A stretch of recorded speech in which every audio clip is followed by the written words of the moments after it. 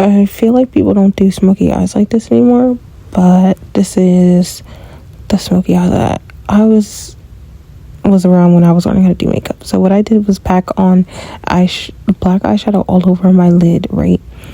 And what I'm doing is going in with a brown eyeshadow, a dark brown eyeshadow, and I'm just diffusing that and blending out the black eyeshadow into my crease using a brown and on my lower lash line.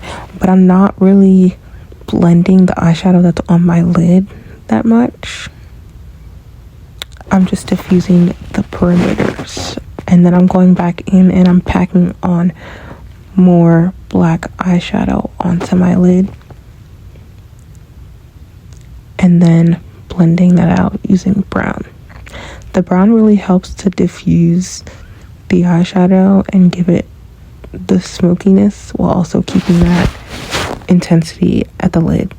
And then I just completed the rest of my makeup. I'm just wiping off the bag. I opted for a yellow powder